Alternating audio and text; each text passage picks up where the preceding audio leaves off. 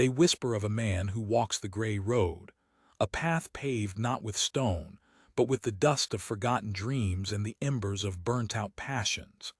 They call him the Ashen Pilgrim, for his cloak is the color of a dead fire, and his eyes hold the memory of 1,000 smoldering failures. He seeks not a holy shrine or a forgotten city, but a fire within himself, a flame he believes has long since turned to cold, gray dust. His journey is not for the faint of heart, for the gray road is a lonely place, a landscape of the soul where every step is a battle against the ghosts of what could have been. The wind that howls here carries the echoes of every doubt, every fear, every moment of weakness that ever led a man to abandon his quest. The Ashen Pilgrim walks against this wind, his face a mask of grim determination, for he has made a pact with himself, a vow whispered into the heart of a dying flame. He will find his resolve, or he will perish in the trying.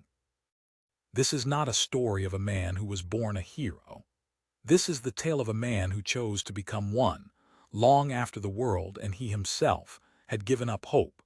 He was once a man like any other, with a heart full of dreams and a future that seemed as bright as a summer dawn.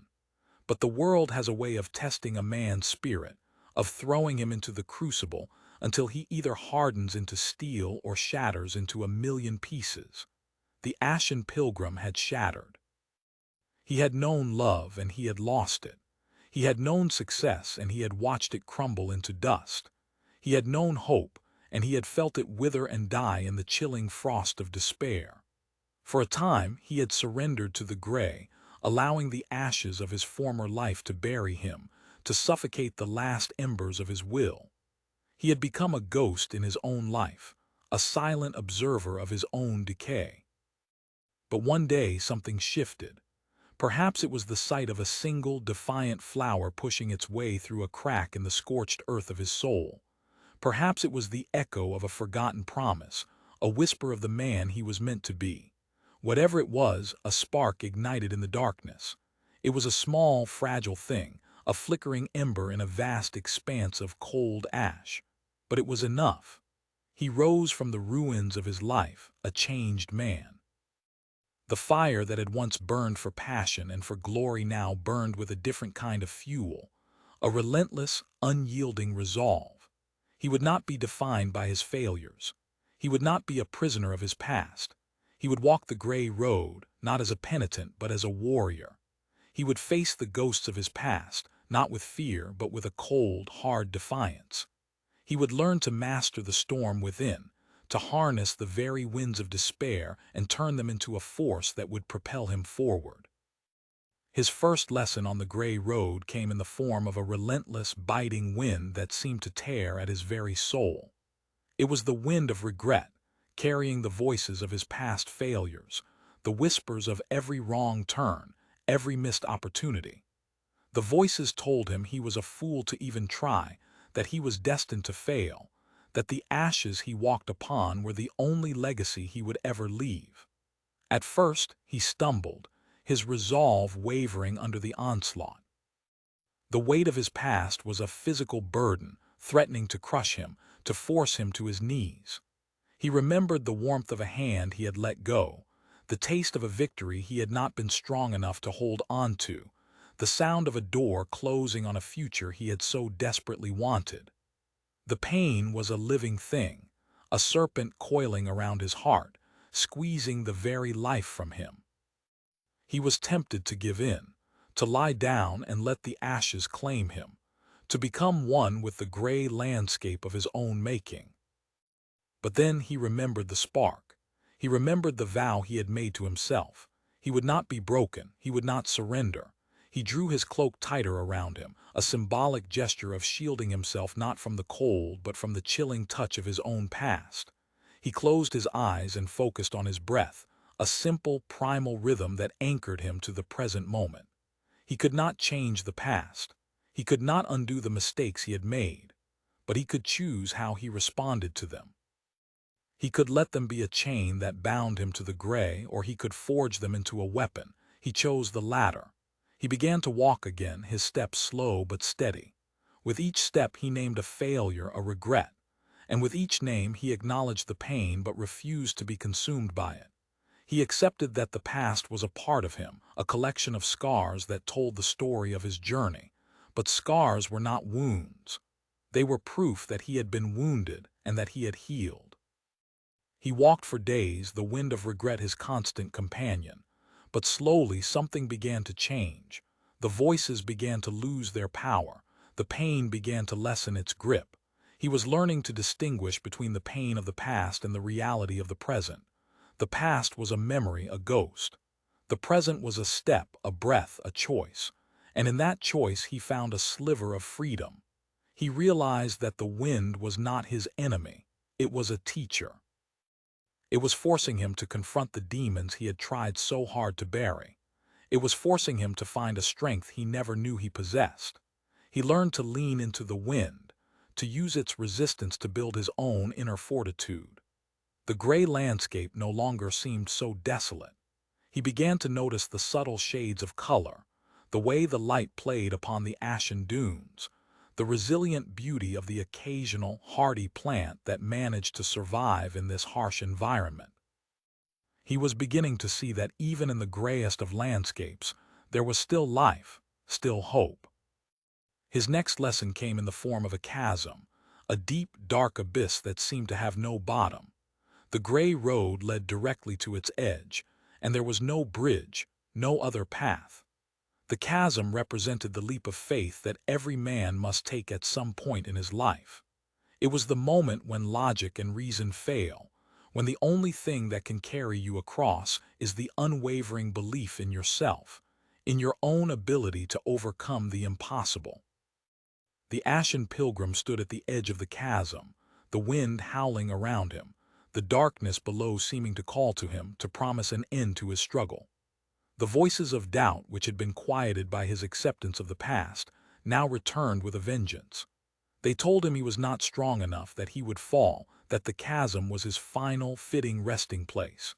He looked at the other side, so far away, a hazy, indistinct shape in the swirling gray mist. It seemed an impossible distance. He sat at the edge of the chasm for 3 days and 3 nights, wrestling with his fear. He thought about turning back, about finding an easier path, but he knew, with a certainty that chilled him to the bone, that there was no other path.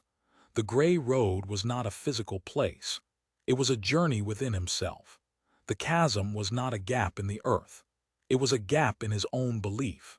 To turn back would be to admit defeat, to surrender to the very weakness he had vowed to overcome.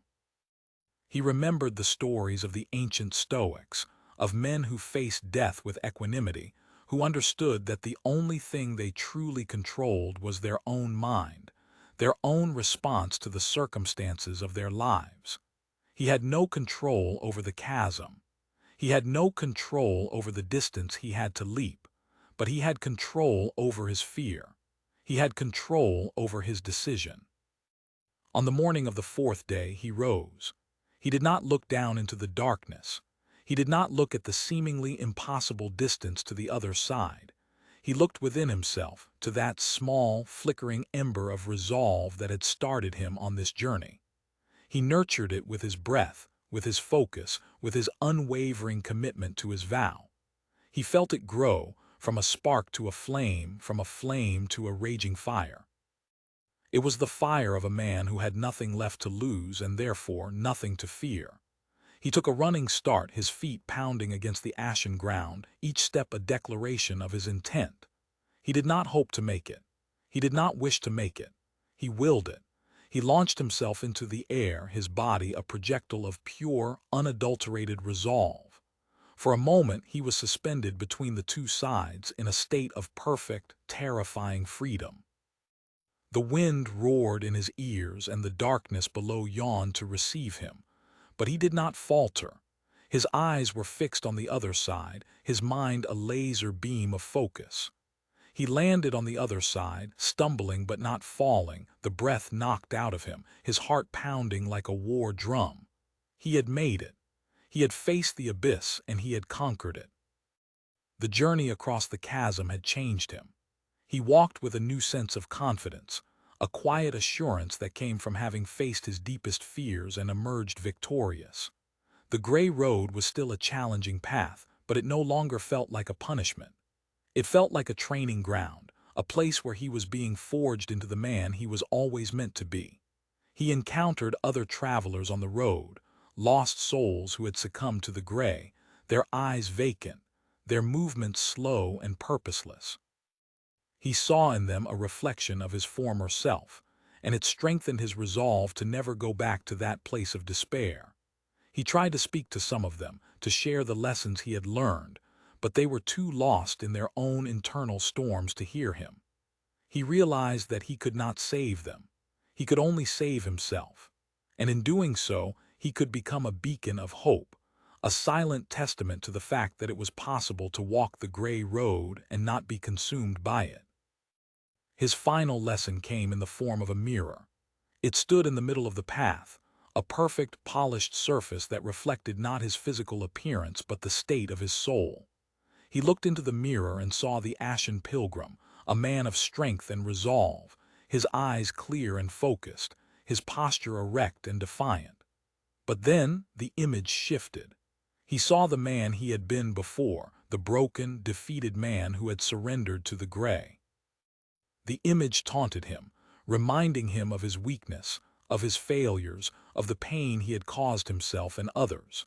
It told him that the Ashen Pilgrim was just a mask, a fragile facade that would crumble at the first sign of real pressure. It told him that deep down, he was still the same weak, broken man, and that it was only a matter of time before he failed again. This was the final test, the ultimate battle. It was not against the wind of regret or the chasm of fear. It was a battle against himself, against the part of him that still clung to the identity of a victim, the part of him that was comfortable in the gray. He looked into the mirror at the two reflections warring for control of his soul. He could feel the pull of the old self, the seductive comfort of despair, the familiar embrace of hopelessness. It would be so easy to give in, to let the Ashen Pilgrim persona fade away and return to the familiar misery of his past. But he had come too far to turn back now. He had fought too hard, endured too much, to surrender to the ghosts of his own making. He did not fight the image of his former self. He did not try to deny its existence. He accepted it.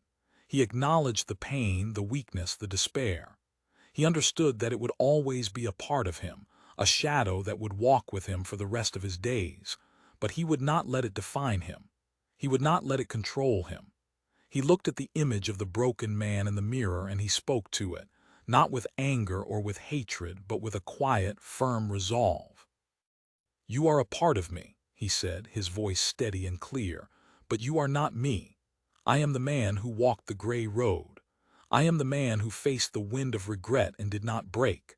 I am the man who leaped across the chasm of fear and did not fall. I am the Ashen Pilgrim, and I will not be defined by the ashes of my past. I will use them to fertilize the soil of my future." As he spoke these words, the image of the broken man began to fade. The mirror now reflected only the Ashen Pilgrim, but there was a change in his eyes. There was a new depth, a new understanding. He had not defeated his inner demons. He had integrated them. He had accepted them as a part of his journey, a part of what made him who he was. He was no longer a man at war with himself. He was a man who had found a way to live with his scars, to draw strength from his wounds. He was a man who had finally, truly, found his resolve. He turned from the mirror and continued his walk. The gray road stretched before him, but it was no longer a place of despair. It was a path of his own choosing, a journey of his own making. The wind still blew, but it no longer carried the voices of regret. It now whispered a song of resilience, a hymn to the indomitable spirit of a man who had refused to be broken.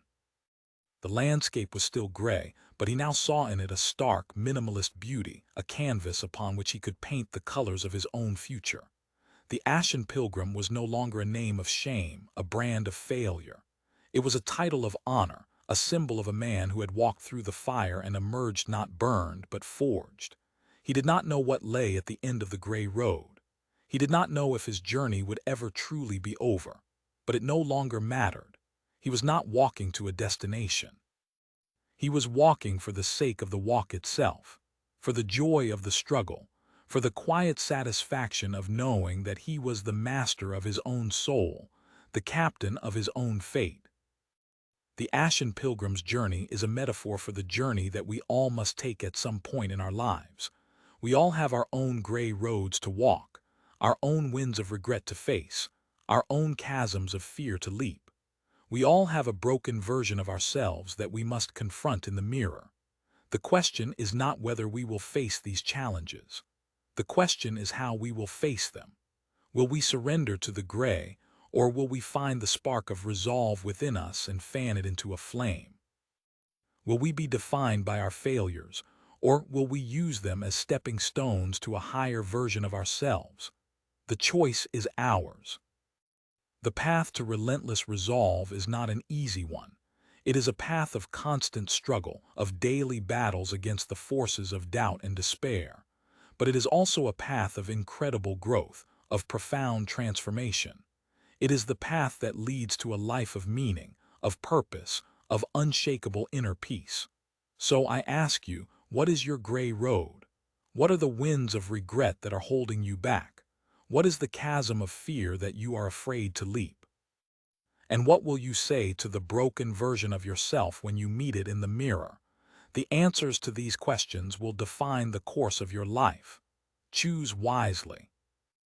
Remember the Ashen Pilgrim. Remember his journey, and know that you too have the strength within you to walk the gray road and emerge victorious. You too can be the master of your own soul, the captain of your own fate. The fire is not out, it is merely sleeping.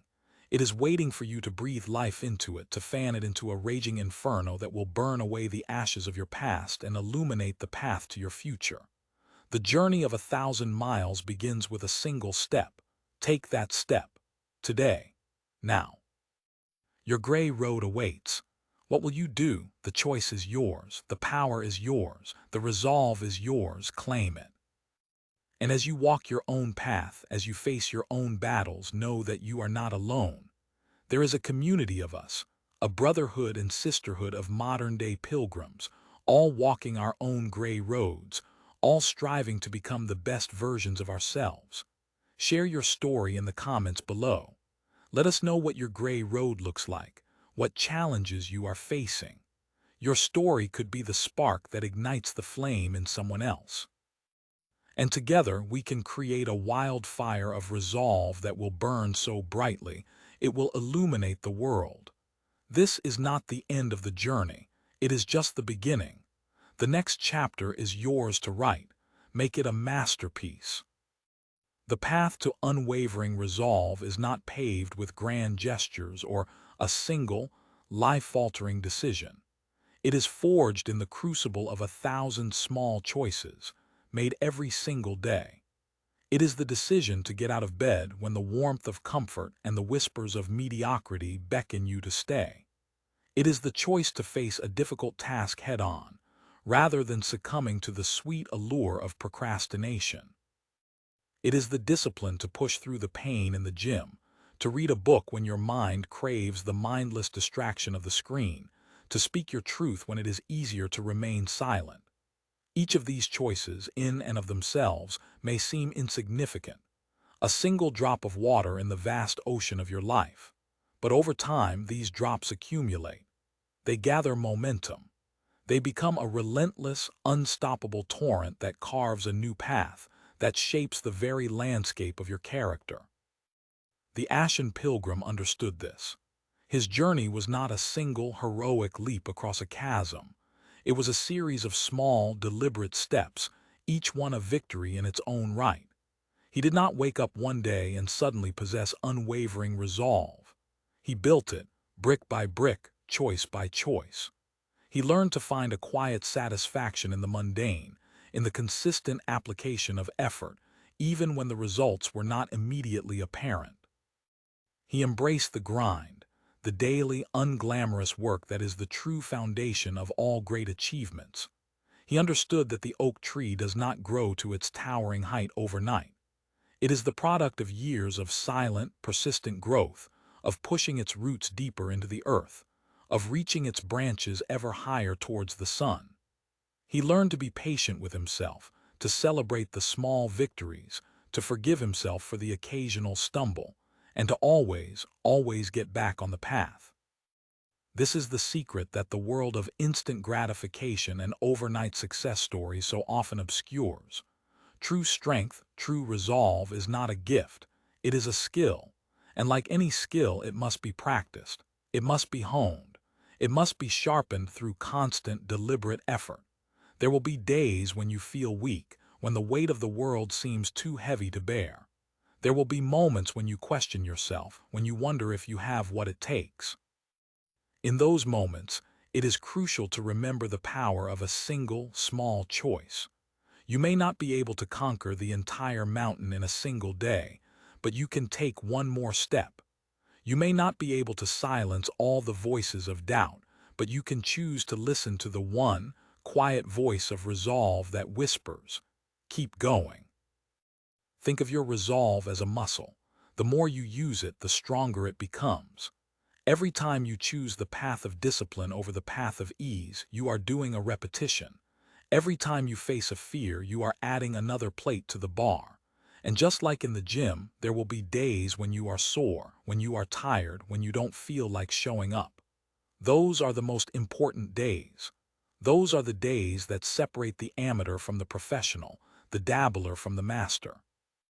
It is on those days that you must dig deep, that you must find that inner reservoir of strength and push through the resistance.